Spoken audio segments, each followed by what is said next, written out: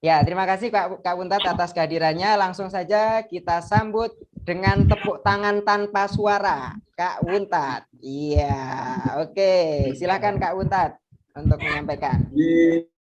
Terima kasih, siap menjawab salam semangat. Yang menjawab salam semangat rezekinya melimpah dan berkah. Amin. Assalamualaikum warahmatullahi wabarakatuh. Waalaikumsalam warahmatullahi wabarakatuh. A'udzu billahi bismillah. Innal hamdalillah wa syukrulillah ala ni'matillah. Asyhadu an la ilaha illallah wahdahu la syarikalah wa asyhadu anna Muhammadan abduhu wa rasuluhu kana ba'da wa la haula wa la quwwata illa billah amma ba'du. Wallahu ta'ala bil A'udzu billahi minasy syaithanir rajim. Bismillahirrahmanirrahim. Walladzina yaquluna rabbana hab lana min azwajina wa dhurriyyatina qurrata a'yun waqina imama. Shadaqallahul azim. Al-Furqan 74. Sudah hafal semuanya? Sudah hafal belum ya? Belum kayaknya ini. Apa udah? Udah. Sudah gampang kok. Al-Furqan 74. Iya. Itu maksud itu. Baik, yang terhormat Bapak Soiman Nawawi, Pak Haji Soiman. Alhamdulillah, mudah-mudahan I-nya tetap istiqomah di Soimannya dan tidak di depan. Kalau di depannya jadi Isoman. Pak Pengurus Yayasan Badri, Badan Amal Darussalam Islamiyah. Alhamdulillah. Mohon maaf ya. Kemudian juga Kak Mansur tentunya yang punya outdoor bimbingan belajar hijaz. Alhamdulillah. Juga Bapak Ibu Wali, baik Guru Darussalam maupun BPA.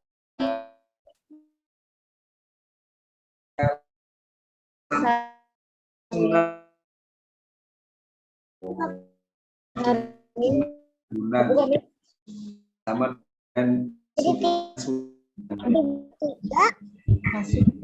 sama apa? Sama wali.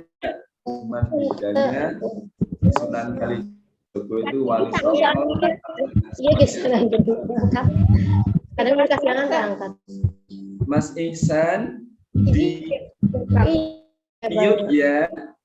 Mohon maaf, di mute ya. Silakan teman-teman di mute dulu ya. Mas Ihsannya belum di mute nih Pak Ihsan atau Mas Ihsan ya. Nah, kita lanjutkan. Jadi alhamdulillah ini yang bersyukur dari Surabaya, bahkan ada yang non jauh di Indonesia Timur. Nih alhamdulillah ada Ustadz Muhammad Ramli ini dari Kupang. Wow, subhanallah. Alhamdulillah hari ini kita bersyukur pada Allah karena diberikan kenikmatan Allah luar biasa. Alladzi at'amahum min ju' wa amanahum min khauf. Mudah-mudahan pertama diberi ekonomi yang mapan ya, diberi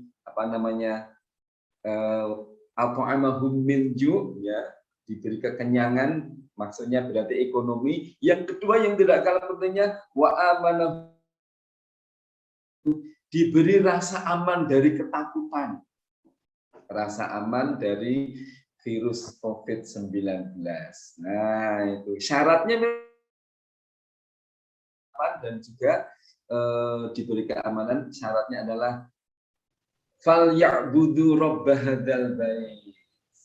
Tetap menyembah pada Allah, tetap beribadah pada Allah, maka munculkan 3M katanya kan untuk bisa menghindari COVID kan 3M ya Bapak Ibu ya. M-nya apa yang pertama? Mengabdi pada Allah, menyembah Allah. M yang kedua, menjaga silaturahim meskipun lewat Zoom, alhamdulillah. M yang ketiga apa kira-kira? Memberi yang terbaik untuk umat, untuk anak-anak kita. Itu 3M. Ya, tuh. Maka sekali lagi alhamdulillah hari ini kita bisa bertemu dalam kondisi sehat, mudah-mudahan dengan syarat fal ya'budu rabb hadzal bait itu. Ya. Baik, Bapak Ibu, saya akan munculkan slide-nya dulu ya. Ini slide-nya. Mudah-mudahan bisa dibaca oleh Bapak. Bisa muncul Bapak Ibu? Bisa terlihat? Bisa. Bisa terlihat belum, Nak? Itu ada anak kecilnya kayaknya ya. Baik, kita akan bersama-sama nanti belajar tentang mendidik buah hati dengan kebeningan hati. Mendidik buah hati di zaman now. Ini ada tulisan Untat WS 212. Untat itu artinya bahasa Jawanya bungsu, bontatnya. Kalau wawan kan bahasa Sunda, ya kan? Wawan itu bahasa Sunda, itu artinya wajah yang menawan. Begitu. Nah kalau sembodo, nah itu bahasa Jawa. S-nya sehat, E-nya elok dan edi, M-nya makmur dan merata. Nah, tinggal 4 huruf, D-U-D-U. Oh bukan ya. Baik. Bapak Ibu, halo. Assalamualaikum. Masih nyambung insya Allah. Kita bacakan tadi ayatnya yang sudah kita tulis tadi. Walladzina yaquluna rabbana min azwajina wa dzurriyyatina qurrata a'yun waj'alna lil muttaqina imama. Dan orang-orang yang berkata, ya Tuhanku, anugerahkan kepada kami pasangan keturunan kami yang soleh-solehah, penyenang hati, penyejuk hati, dan jadikan mereka sebagai pemimpin bagi orang-orang yang bertakwa. Subhanallah. 2 visi besar yang harus kita wujudkan pada anak-anak kita. Bagaimana caranya? Nanti kita cari bersama. Tapi sebelumnya mau tanya dulu, mau sudah pada konsentrasi apa belum? Siap? Konsen. Konsentrasi. Coba dengarkan perintah saya semuanya ya. Dengarkan perintah saya, tangan ke atas begini. Saya ulang, dengarkan perintah saya, tangannya begini. Sudah, diangkat begini. Nah, berarti tidak konsentrasi. Tadi kan saya bilang dengarkan perintah saya. Kok malah pada begini? Wong cukup mendengarkan saja. Ya, baik. Konsentrasi lagi. 1 tambah 1 berapa? 2. 1 tambah 1? 2. Iya, 1 tambah 1 itu 27. Ya. Loh kok bisa Kak Punta? Iya, 1 orang sholat sendiri, ditambah 1 orang namanya sholat jamaah. 1 tambah 1 pahalanya 27 derajat. Berarti 1 tambah 1. Baik, ya refresh dulu. Bapak Ibu sekalian, sebelum kita masuk kepada parentingnya, saya ingin memberikan sebuah pertanyaan. Monggo silahkan dijawab. Where are you going? Hendak akan pergi.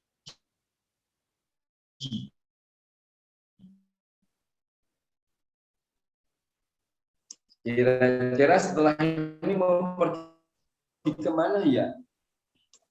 Pergi Pergi ke pasar. Mau nggak mau juga belanja ke pasar. Pergi kemana? Nah, pergi ke sini. Nah, betul kan? Sudah siap apa belum? Kalau ini karena parenting Islami, jadi ada bahasa Arabnya. Aina tadhhabun? Fa aina tadhhabun? Hendak kemana kamu mau pergi? Kemanapun kita pergi, suatu saat akan pergi ke kuburan atau alam barzah. Siap nggak siap? Harus siap. Siapa yang pengen usianya 102 seperti nenek ini? Ada enggak ya? Kak Rika, kamu enggak usianya seperti ini? Kak Rika Surabaya ini. Siap enggak usianya 102?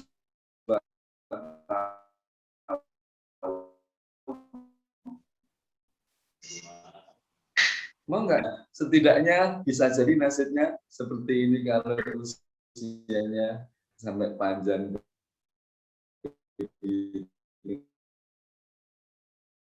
Nah,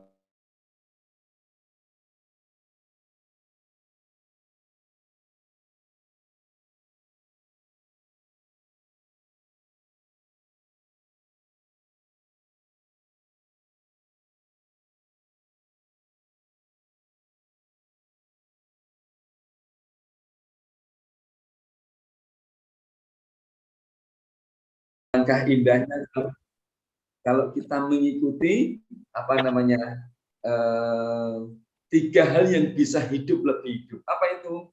Sedekah jariyah, ilmu manfaat. Nah, anak soleh yang mendoakan subhanallah.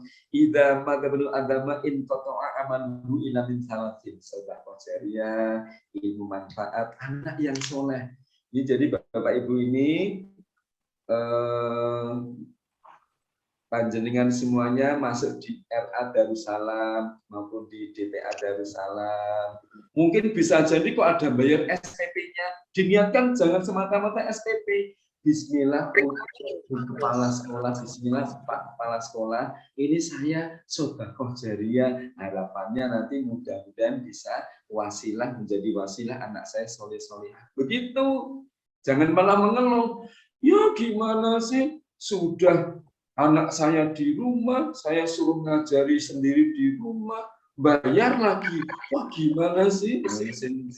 Musim sekarang kan titelnya banyak yang DRS kan ya. DRS, tahu DRS apa ya DRS? DRS apa titelnya? Rumah sakit. Di rumah sakit, ada yang di rumah saja.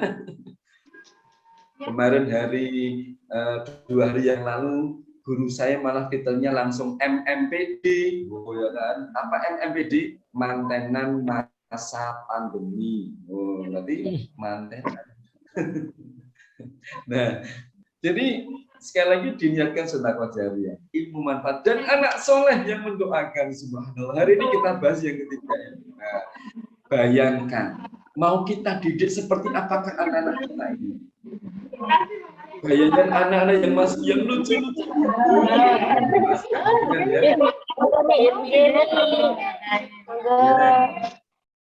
Ada. Nah, bayangkan tuh lihat anak kita tuh yang kalau anak itu kalau belum punya dosa, lucu-lucunya kayak gitu. Tampil meskipun salah tetap lucu. Akhirul sana, anak RA Darussalam tampil. Assalamualaikum wabarakatuh. Puisi berjudul Aku.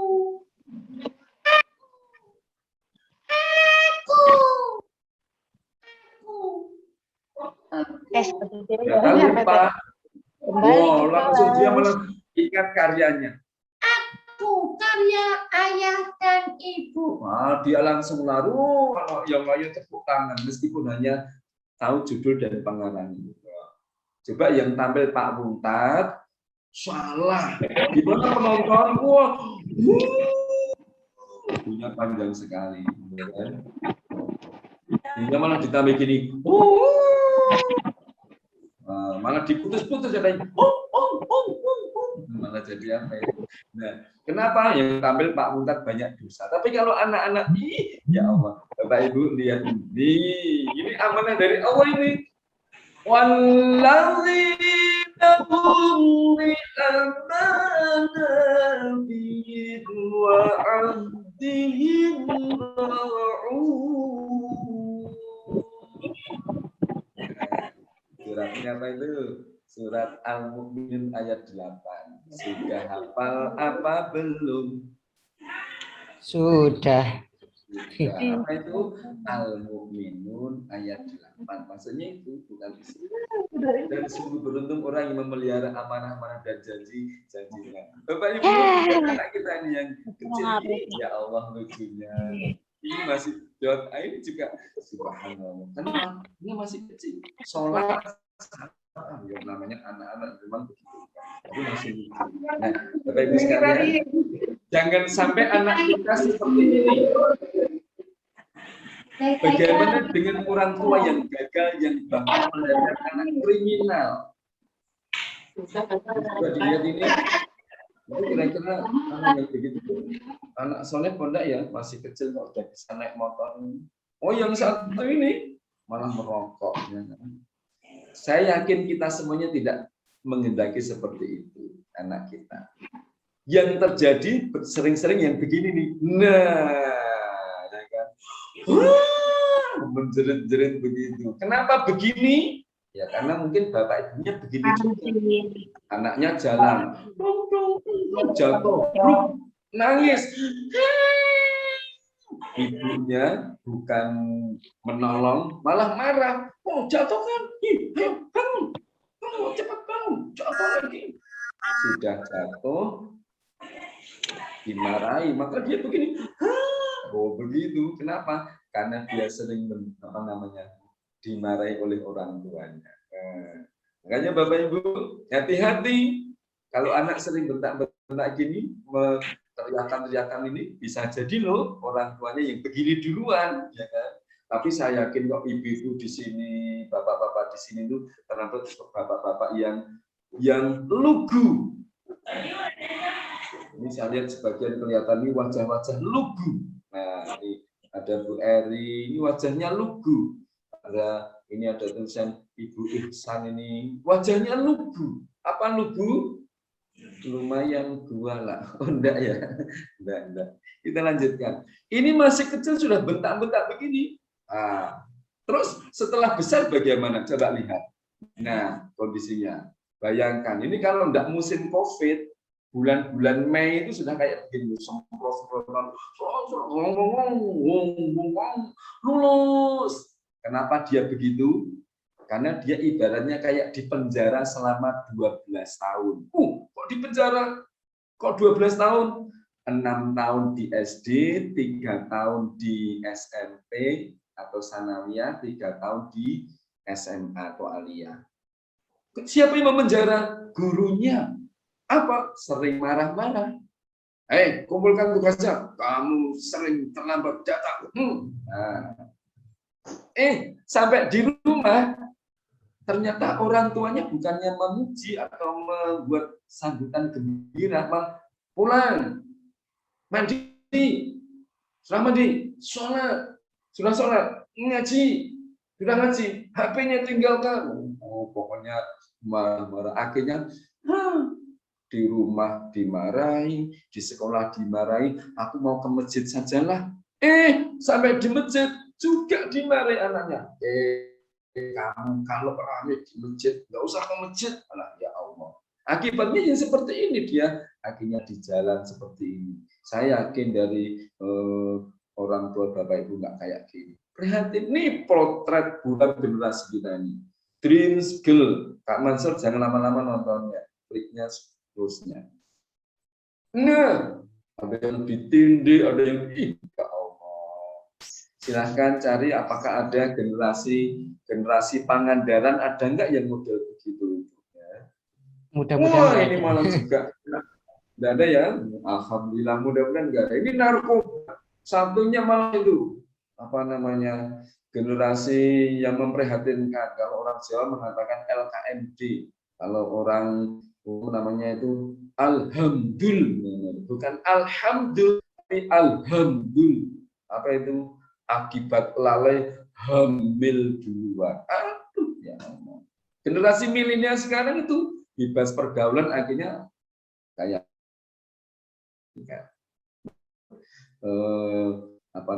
Ini dia, apalagi pergaulan bebas putra putri kayak gini. Ini memprihatinkan. Bapak Ibu sekalian, tantangan kita semuanya, generasi milenial sekarang tantangannya yang sekarang itu dilematis itu hanya dua persimpangan jalan. Sekarang itu trilematis, 3 persimpangan jalan. Yang pertama, kita ini orang timur. Orang mengatakan orang timur itu rata-rata sopan. Orang Asia itu dikatakan orang timur, jadi sopan. Orang Jepang itu kalau ketemu itu ya kayak kita rukuk itu, hai, konnichiwa, sama siapa? Itu sopan. Orang Cina mau gelut, mau berkelahi gini dulu. Orang Jawa apalagi orang Sunda dan sebagainya. Ngomong-ngomong, Pangandarannya bagian Sunda apa bagian Jawa? Bagian campuran Sunda, Jawa dan Sunda. Ya. Kalau tempat madrasahnya itu di rata-rata orang Jawa di sini Kak. Wonoharjo namanya, Desa Wonoharjo. Wonoharjo. Ya. Nya kumaha kabarna bahasa Sunda. Abdi mah teu tiasa bahasa Sunda. Umargi abdi di Jogja. Sopannya ada nilai plusnya. Ya, apalagi orang Sunda itu sangat terkenal dengan akrabnya, kesantunannya, burasanya. Kalau Kak Mansur kan dari Purworejo. Tetapi nilai negatifnya itu mistiknya ya luar biasa. Tadi Kak Mansur pakai model, ayo siap mantranya, mantra itu udah pakai mistik. Tapi mantranya bukan mantra, tapi Bismillah itu. Baik. Satu sisi kita ini di zaman era milenial. Dari sisi tempat kita ini orang timur, dari sisi zaman kita ini sudah zaman modern. Yang kemudian teknologinya luar biasa. Kupang sini itu hanya sekian detik, klik bisa ngomong langsung. Jangankan Kupang sini sampai Arab sana kita sering dibilang Assalamualaikum. Hal ataka haditsul ghasyiyah? Wah, orang Arab malah. Kita malah jawabnya al-qari ahum al-qari. Nah, dan sebagainya. Nah, itu teknologinya luar biasa. Tetapi sisi lain individualismenya itu yang luar biasa. Merusak mental individual. Dulu zamannya mungkin Pak Soiman itu masih bermain itu bisa bersosial bersama-sama, bermain sembunyi-sembunyian, main betengan namanya, delik-delikan. Bareng-bareng senang. Malam Ahad ada rembulan meskipun listrik itu kita senang sekali. Tapi sekarang tuh mainnya masing-masing sudah pegang, kalau udah pegang HP buat sehari semalam 24 jam, dia sendiri-sendiri, namanya individualis. Akibatnya nanti besar maksiat di depan mata, ya sudah lah, itu kan bukan saya. Nah, ini bahaya juga satu sisi tantangan kita. Sisi lain kita sudah terlanjur dengan agama Islam, dengan aturannya. Bapak Ibu, ini tantangan kita. Maka untuk mengubah generasi harapan yang carut marut dan terpuruk, butuh energi jiwa dahsyat, perubahan sikap dan karakter, keberanian dan nyali yang besar. Dari siapa kira-kira? Dari orang tua. Bapak Ibu, ini loh tantangan kita ini. Kita ini yang kecil ini, anak kecil ini anggaplah kita. Depannya itu tantangan kita zaman era milenial itu tantangannya sebesar begitu tuh. Wah, ya kan? Apakah ya mulai dari nggak usah jauh-jauh lah, daring saja, mulai anak-anak kita suruh daring, akhirnya rebutan HP, pokoknya sama anak-anak kita. Ini tantangan kita Bapak Ibu. Lalu apa yang harus kita siapkan? Nah, barang siapa yang gagal menyiapkan, maka yang menyiapkan kegagalan. Ini lihat wajah gagal. Bapak Ibu, coba lihat wajah gagal seperti itu. Sekarang lihat saya. Ini ya, tayangannya ada kan, lihat saya. Lebih jelek mana antara itu dengan ini? Coba lihat.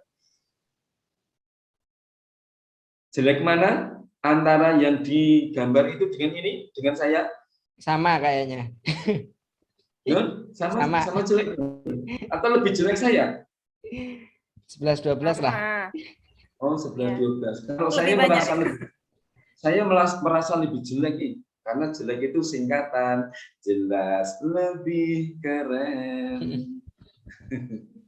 Ya enggak ini ya kan. Baik, nyambung lagi. Silakan tertawa meskipun saya enggak dengar mau di mute. Baik, ini bisa diklik nggak ya kalau nggak bisa lanjut karena saya pindah laptop sehingga videonya nggak bisa muncul. Tapi tidak apa-apa. Terus bagaimana ini tantangannya besar, ada telematis, ada anak kita apa namanya belum macam-macam tentang pola asuh, pendidikan gizi yang berlebihan sehingga anak-anak jadi malah begini. Nah, mari kita bersama-sama. Pertama, luruskan visi kita, impian kita, fitrahkan hidupnya, hidupkan fitrahnya. Pusing nggak bahasanya itu? Fitrahkan hidupnya, hidupkan fitrahnya. Kira-kira bisa dipahami nggak ya? Kalau nggak dipahami, bisa mengucapkan pakai bahasa Jawa, tapi agak ke Arab-Araban. Mumet. Nah, mumet itu bahasa Jawa, tapi agak ke Arab-Araban. Fitrahkan hidupnya, hidupkan fitrahnya. Bapak Ibu, kita renungkan bersama. Perlu waspada, itu tulisan yang paling tinggi di atas itu, perlu waspada. Penelitian membuktikan bahwa orang yang terlibat masalah kriminal kebanyakan berasal dari mereka yang ketika masih anak-anak itu sering menderita pemukulan maupun bentuk teror lain, termasuk juga bentakan, bocah nakal, kamu gimana sih bodoh, wah gitu tuh. Hati-hati juga ya, mestinya kita tidak boleh mengucapkan itu.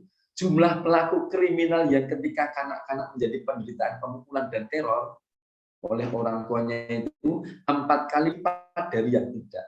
Jadi kebanyakan kriminal itu diantaranya misalnya ada 4 orang itu kriminal, berarti kebanyakan yang 4 ini misalnya ada 5, ada 4 yang ini sudah diteror, terus satunya yang mungkin tidak diteror oleh lingkungan. Jadi intinya bahwa bentakan kita itu justru membuat anak itu bisa jadi 20 tahun yang akan datang, 30 tahun yang akan datang baru muncul karena dimasukkan di otak bawah sadar. Meskipun faktor X itu bisa jadi ada. Saya dulu termasuk, maaf ya boleh ceritanya, sering dibikinin oleh kakak saya.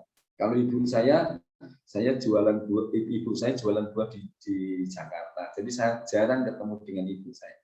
Apalagi bapak saya malah tidak merasa ketemu dengan beliau.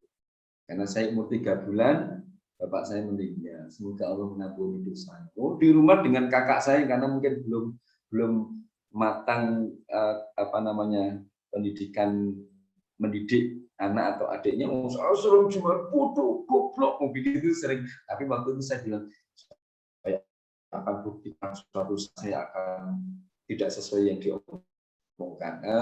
Tapi secara umum kata itu sangat mempengaruhi. Bapak Ibu sekalian, nah ini dia anak nakal. Apakah putra Bapak Ibu anak nakal? Halo, apakah anak kita dikategorikan anak nakal atau kita sering menyebut anak nakal? Pada dasarnya nakal itu sebenarnya nggak ada bagi anak. Kenapa? Pikirannya belum matang.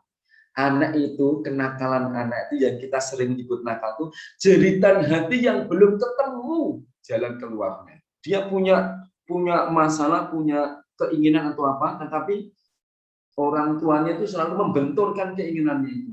Bukannya pelan-pelan, dibelokkan pelan-pelan, kayak Nabi Ibrahim ya, fangdur madataro, ayo nak pikirkan nak, coba renungkan nak. Tapi langsung kamu itu begini, bentur, maka anak kemudian jeritan hati, menjerit hatinya. Jadi nakal sebenarnya jeritan hati yang belum ketemu jalan keluarnya, atau malah bisa jadi potensi yang belum ketemu hasilnya atau buahnya. Potensi nakal itu potensi, Bapak Ibu. Hah? Nakal kok potensi? Yuk kita renungkan. Bisa jadi anak kita ini cengeng, dikit-dikit nangis, dikit-dikit nangis.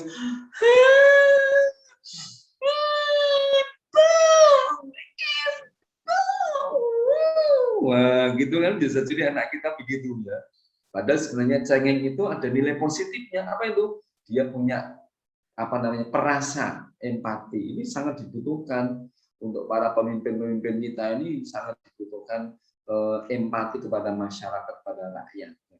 Cerewet. Anak kita tuh mungkin selalu, Bu, kamu kemana?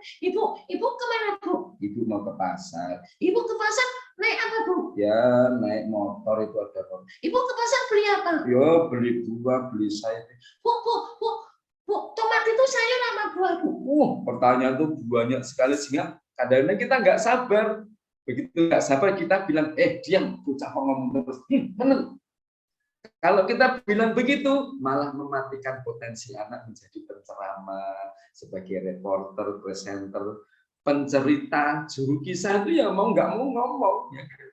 PPN ini. Kak Mansur ini dulu mungkin ibu bapaknya Kak Mansur ngomong terus, ya terus kamu ngomong terus, kamu ngomong terus. Beliau akhirnya jadi pencerita yang handal. Begitu. Keras kepala, penting. Indonesia ini tidak boleh nanti paham PKI masuk. Harusnya begitu.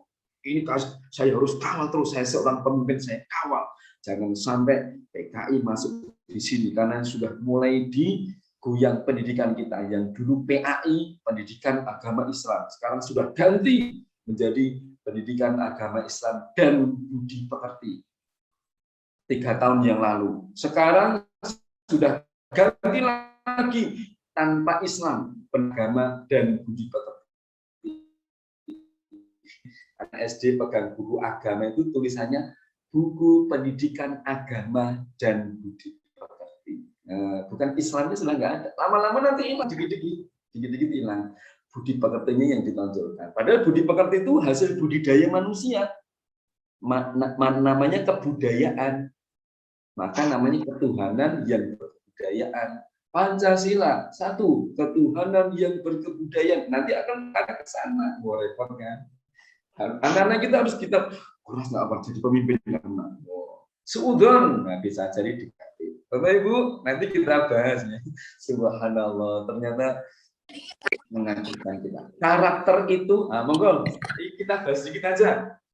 Silahkan dihidupin, Mbak. Dihidupin bagi yang mau berkomentar. Karakter itu sejak lahir apa dibentuk? Please. Dibentuk. Yes. Dibentuk. Ya, ada yang pendapat dibentuk, yang lainnya ada yang pendapat yang lain. Karakter itu dibentuk apa sejak lahir? Halo. Ada yang dibentuk, ada yang sejak lahir. Nah, sudah mulai berubah pikiran, baru 1 menit. Coba menit berikutnya apa lagi ya kan? Baik, kita sedikit bahas. Ada yang memang sejak lahir sudah dibentuk, sudah terbentuk. Cerewet itu karakter sejak lahir. Ayo, saya tanya, sahabat Nabi Umar bin Khattab, apa karakter sejak lahirnya? Galak, bahasa ininya ganas. Pokoknya kamu berani melawan aku, nih pedangmu yang bicara. Nah, begitu kan Umar bin Khattab sejak lahir tidak harus dihilangkan oleh Nabi, hanya didasari akidah yang kuat, keimanan yang kuat sehingga akhirnya muncul disiplinnya, tanggung jawab soleh. Umar bin Khattab akhirnya keras, tetapi kerasnya akhirnya dibentuk oleh Nabi Muhammad SAW dengan landasan Allah dan Rasul. Sama-sama kerasnya. Jadi bukan berarti kerasnya hilang. Meskipun dari satu sisi beliau sangat lembutnya luar biasa, suka menangis kalau malam, hatinya dalam tanda petik cengeng, yang tadi empatinya luar biasa. Jadi cerewet itu sejak lahir, disiplin, tanggung jawab, kesolehan itu harus dibentuk. Bapak Ibu, ini tugas tanggung jawab kita. Yang anaknya cerewet, ya biarin cerewet. Yang penting, Dek, kalau kamu ngomong terus, boleh. Ibu bicara dulu, kamu dengarkan. Nanti kalau ibu selesai, adik mau ngomong apa, boleh loh. Tapi yang sopan. Nah, gitu. Ngomongnya yang sopan. Jadi bentukan kita itu ngomongnya sopan. Jadi bukan, diam, ibu mau bicara. Semuanya diam. Kamu diam nggak? Ibu mau bicara. Bukan begitu. Nah, ibu mau bicara, dengarkan dulu. Kalau ibu selesai, nanti adik siap ngomong, tapi yang sopan. Kenapa kamu nggak mau ngaji? Nah, ayo ngaji. Anaknya ngomong, Lah ibu tuh juga nggak pernah ngaji. Masa aku disuruh ngaji terus? padahal kira-kira anaknya benar nggak gitu ngomong begitu? Kadang-kadang orang tua, cara dia enggak, kamu anak kecil ngaji, padahal anaknya bermurid. Cuman kita menyampaikan bagaimana teknik menyampaikan yang ngomong itu dengan sopan. Bapak Ibu, soleh impian kita, imannya meningkat, fisiknya kuat, ilmunya hebat, harta berlimpah, akhlak meningkat. Sepakat? Halo. Halo. Sepakat ya? Ya, sepakat. Iman Sepakat. meningkat, fisiknya kuat, ilmunya hebat, harta berlimpah, akhlak meningkat. Oh, gitu. Sepatunya jepat. Oh, enggak, sepatunya jepat. Ini sudah dipunyai Rasulullah semuanya. Nabi kita tuh kaya apa miskin toh? Kaya. Kaya. Beliau itu saat menikah di hadis ada yang menyebutkan lamarannya 100 ekor unta, ada yang mengatakan 30 unta. Kalau satu unta saja misalnya harganya 20 juta, 100 unta berarti sudah 2 miliar. Nabi kita usianya 25 tahun, baru berusia 5 tahun, melamar Khadijah, mas kawinnya 2 miliar. Oh, subhanallah. Pak Mansur dulu mas kawinnya apa? Seperangkat alat sholat. Seperangkat alat sholat atau separuh perangkat alat sholat? Seperangkat, no, Seperangkat betul. Iya. Berarti ada masjidnya, ada musolanya begitu. Ada tempat wudhunya, ada kerannya, itu kan alat sholat juga, no? Bisa aja Kak Unta. Ada kerannya, ada gentongnya gitu enggak? Kalau seperangkat berarti sama masjidnya, sama tempat wudhunya. Kalau saya malah saya tambahin, saya itu plus 100 ekor. Oh, nyamuk. Malah pertama banyak nyamuknya. Nah, baik. Ini loh, tadi loh visi kita tuh loh, menyenangkan hati, penyejuk hati, dan Dek, misalnya gini, penyenang hati itu begini anak kita. Bu, Apa, Dek? Ibu sapunya mana, Bu? Maksudnya apa? Aku mau nyapu. Lah kenapa? Itu loh kotor semuanya. Purwokayu. Pak, Ya, Dek. aku ke masjid ya, Pak. Kenapa? Aku mau ngaji. Purwokayu. Aku udah dengar azan, aku langsung ke masjid. Nggak usah disuruh-suruh berangkat. Purwokayu. Ya, kan? Bu, Ya, Dek. aku berangkat ke Hijaz ya. Apa? Aku mau belajar di sana. Nggak usah dikejar berangkat. Tanyaannya adalah anak kita sudah halo, sudah belum? Belum apa sudah? Oh, anak saya itu kalau nggak saya perintah nggak akan berangkat. Wow, hati-hati juga kita kalau merintah terus. Soalnya nanti kalau nggak diperintah nggak berangkat, nanti setelah besar dia berpikir aku mau kerja yang siap diperintah. Berarti aku siap jadi karyawan. Wong aku tiap sejak kecil dulu aku diperintah terus, jadi aku yang nunggu perintah kerja saya. Ya makanya saya bawa ijazah ke sana kemari itu biar aku mau kerja yang siap diperintah. Dalam pikiran berarti jadi karyawan. Maka di Indonesia ribuan perusahaan di Indonesia itu jarang yang punya orang Indonesia. Rata-rata Indonesia hanya jadi karyawan. Mestinya pemerintahnya nggak begitu Bapak Ibu. Dek, sini Dek. Apa, Bu? Itu loh halaman kita. Halaman kita apa ya, Bu? Kira-kira dipandang enak nggak? Nggak enak ya, Bu. Lah kenapa nak? Itu kotor, ada sandalnya. Iya ya, enaknya gimana ya? Kalau dipandang enak gimana? Berarti harus disapu. Sama Ibu ya. Yuk bareng yuk, Dek yuk. Nah, suatu saat dia akan muncul. Bu, tuh kok kotor aku sapu ya, Bu. Lama-lama dia nggak usah perintah, nyapu sendiri. Oh, Bu Guru, Assalamualaikum, Ustazah. Di PAUD juga begitu, misalnya kita nulis atau apa gitu ya, di LA-nya atau di DTA-nya kita nulis penuh. Apa tulisnya? Kita jangan minta, Dek, maju Dek, tolong dihapus ya. Itu sudah bagus, yang bagus lagi. Nah, kok penuh tulisannya? Enaknya diapain ya? Dihapus susah. Siapa yang mau dapat pahala? Saya. Silakan. Nah, jadi nanti Ustaz, udah penuh, aku hapus ya. Oh, Qurrata Ayun. Kita sudah begitu belum anak-anak kita polanya. Pemimpin itu penting. Bu, aku bisa mau jadi tentara. Katakan pada anak kita, nah kamu jangan hanya jadi tentara. Terus jadi apa? Kamu harus jadi panglima TNI. Lah kenapa? Memimpin para tentara-tentara. Aku besok mau jadi polisi. Jangan hanya jadi polisi. Terus Kamu harus jadi Kapolri. kenapa? Memimpin para polisi-polisi. Aku mau besok jadi pilot. Jangan jadi pilot. Kenapa? Pikimu sudah alot. Oh. Kamu harus punya maskapai penerbangan. Berarti aku harus kayak yang punya kayak Lion itu. Ya, Lion itu bukan milik orang Indonesia. Memang orang di Indonesia, tapi bukan dari kita. Terus gimana? Kamu harus punya penerbangan. Kenapa? Memimpin para pilot-pilot. Subhanallah. Sukses ekonomi. Gimana kabarnya hari ini? Alhamdulillah. Sehat jasmani, sehat rohani, sehat ekonomi. Nah, kan ekonomi itu. Nah, kamu besok harus punya perusahaan. Oh begitu, akhirnya Indonesia itu perusahaannya ditangani oleh, coba bayangkan Pangandaran lah, nggak usah jauh-jauh, di Pelabuhan Ratu dan sebagainya. Kira-kira perusahaan yang ada di sana itu milik orang Indonesia atau bukannya? Baik, ini lanjut ini sudah. Nah, kita masuk ke sini. Kesolehan anak itu, saya percepat dikit ya nanti sebelum bisa ngobrol. Kesolehan anak bagaikan sebuah mata pisau yang ketajamannya dipengaruhi oleh 4 hal.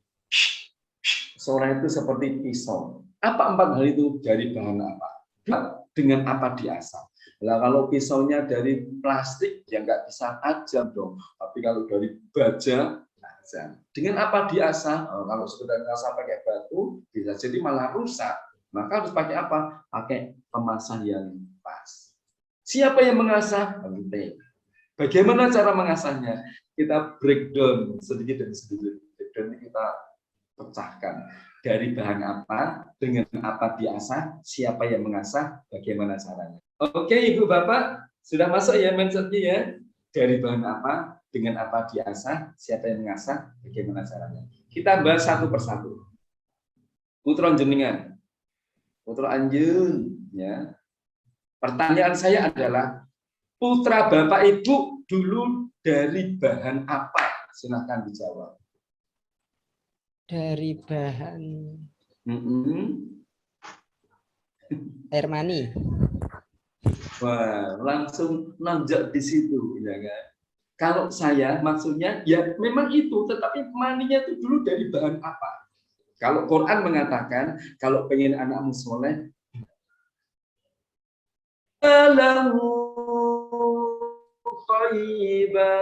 halal dan toyib, ya kan? Halalnya itu bapaknya kerja, kemudian dapat uang, uangnya itu uang yang halal, bukan dari hasil korupsi dan sebagainya. Berikan ke ibu, ibu kemudian membelanjakan dari bahan-bahan yang halal, yang toyib, halalan toyib. Toyib niku nopo ya? Toyib itu apa ya? Naon toyib na? Toyib naon? Bang toyib, bang toyib. Itu lagu, ya kan? Toyib itu baik untuk tubuh. Ini yang menerjemahkan, yang menafsirkan ahli gizi dan dokter. Contoh real, saya darah tinggi, saya malah makan daging kambing, nggak toyib. Daging kambingnya halal, tetapi karena saya darah tinggi, saya nggak bagus untuk daging kambing, meninggikan darah tinggi saya, ya kan?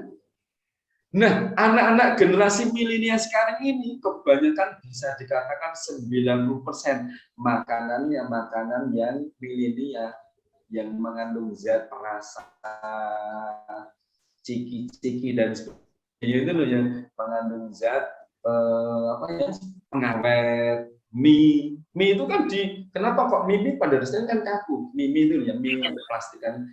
Kenapa kok kaku? Karena dilapisi lilin.